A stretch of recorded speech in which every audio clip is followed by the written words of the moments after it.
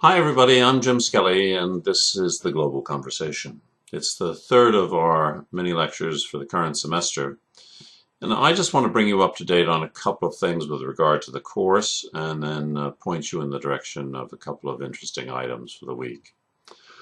First of all, we should be having join us this week students from the Universidad Veracruzana in Veracruz, Mexico. I hope you'll welcome them when you see their names come forward in the participants list. The other thing to say to you is that you should be starting to look at what study circle choice you want to make. Remember, if you look on the left-hand side of the course website, you'll find study circle guidelines. We're updating those right now because we want to add a couple of other circles, because I think we'll have a sufficient number of students to have about 8 different circles. So I'm sure that Sadie and Ray will have those up in the next day or so. So check and make sure you list in rank order the learning circles you would like to participate in if you have your choice, and send that information to Sadie and Ray. They'll try, as I've said before, they'll try to give you your first choice without any question. The second thing to take a look at is the exercise on your stuff.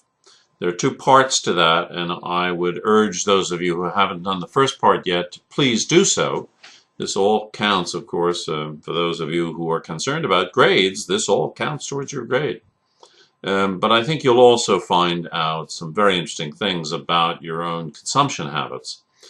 And the second part of it is equally important, if not more important, and that is to look at the conditions under which your stuff, your clothing, for example, is made. So take a look at those exercises and try to participate. Also want to say, please contribute to the course discussions. I mean, be proactive. This is not just a simple academic course. This is also a course that we hope provides you for a basis, provides a basis for you for a sense of global citizenship, because everything that we're looking at is connected, okay? There are a couple of other things that I want to point you to this week. One is that there's more and more concern with the condition of our oceans, and also, in other words, especially in terms of its production of food in the way of fish. And there's a great deal happening in this regard. There is a new global ocean commission being formed in the United Kingdom. I'm sure we'll have more information on that in the weeks ahead, and we'll probably talk more about it when we get into discussing food on the planet. But there's pirate fishing, there's people who pollute. And I can tell you from my own experience, I was on an oil tanker for a couple of years, and this is a long time ago now, but we had to clean the tanks regularly. We did. We just flushed them into the sea. Terrible. Absolutely terrible. The situation is better now, but you can believe that lots of people are still just dumping stuff into the ocean and like it's a rubbish heap. So do take a look at that and think about the consequences of it, and see if there isn't a way that you can join the campaign to make our oceans, shall we say, a bit better. There are a couple of other things too to tell you about. In the course around now, most of you should be taking a look at our civilization, which is around the 5th or 6th theme that we look at. And there are a couple of things that if you look at the theme Earth, Our World, there's an absolutely beautiful, beautiful film that I would urge you to watch. It's called Home. And it gives you a sense not only of the beauty, but also of the history of the planet that we inhabit. And I keep telling people, don't forget, you live on a planet. There are zillions of planets. Um, for example, do you know how long it takes the sun? Our sun travels at a speed of about 140 miles, about 200 kilometers per second. Okay? Okay. At that speed, that's pretty fast, right? Um, how long does it take for the sun to actually make a full circle of our galaxy? Right? It's going very fast, right? 200 kilometers a second, right? It takes 225 million years, right? It gives you a little sense of, it helps you to overcome your narcissism, if you have any. You know, you're really not the center of the universe, nor am I, nor is anybody, right? We're just bit players in this game. But if we want to have a habitable planet in the future for yourselves and for your children, we got to get to work on the place, right? We got to really think about how we live in balance with nature. Otherwise, we'll disappear and maybe life will show up on some other planet. At any rate, for your pleasure, do watch the film Home, okay? Couple of other things. There's a very interesting case in the United States, and it's going to go to the United States Supreme Court. And it's about a farmer in the state of Indiana. His name is Vernon Hugh Bowman, right? And he's fighting Monsanto. He's fighting Monsanto because this guy is 75 years old. He's a soybean farmer, and he's still tending the same land that his father before him in rural southwestern Indiana farmed as well. And what he's doing is suing the Monsanto because Monsanto has made him pay for seeds that he got at the local grain elevator, right?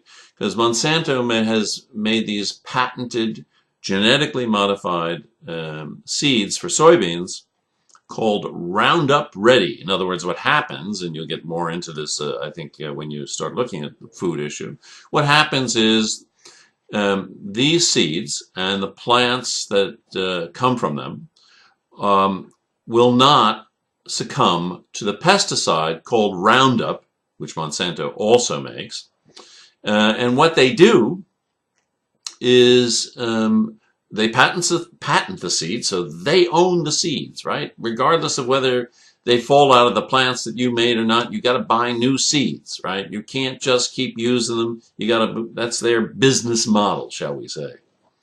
And the seeds are useful because you spray the fields with Roundup, and the soybean plants from Monsanto are the only ones that survive.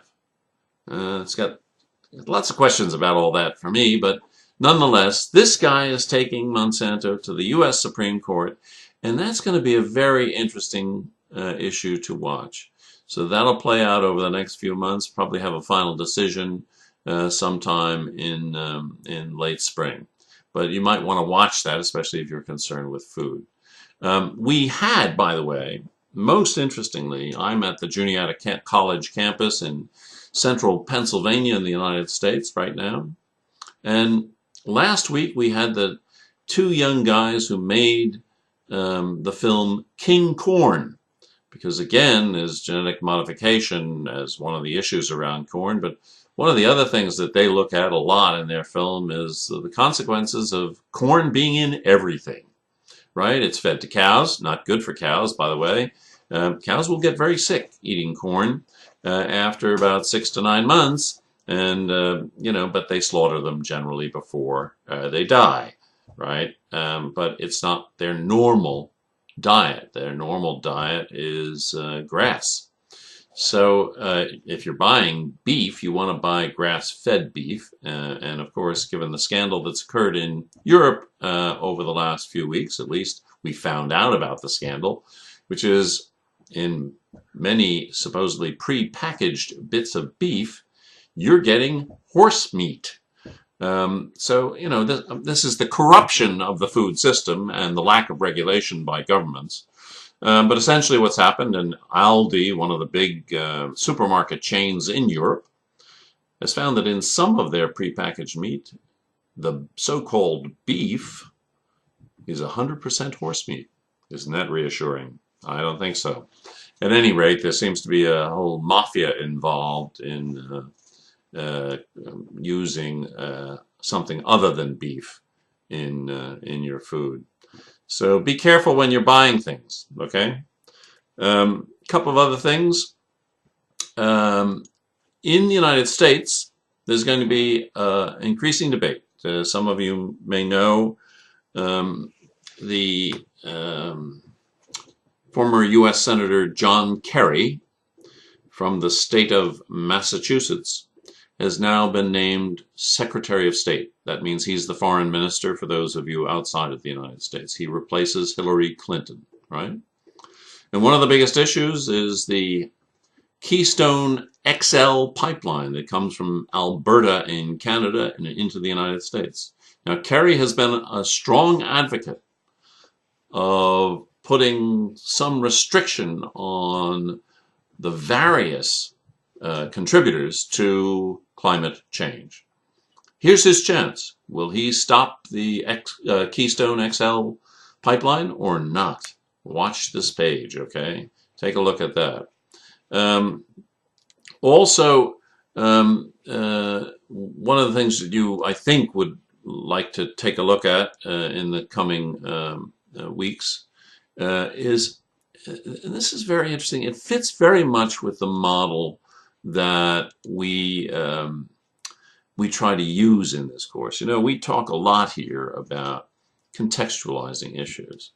Well, finally, there is actually a project around this looking at what's called the water, food, and energy nexus. How those three, water, food, and energy, interact. Now, The Guardian has done a series of talks around this, video talks, and we'll try and make those available to you in the future.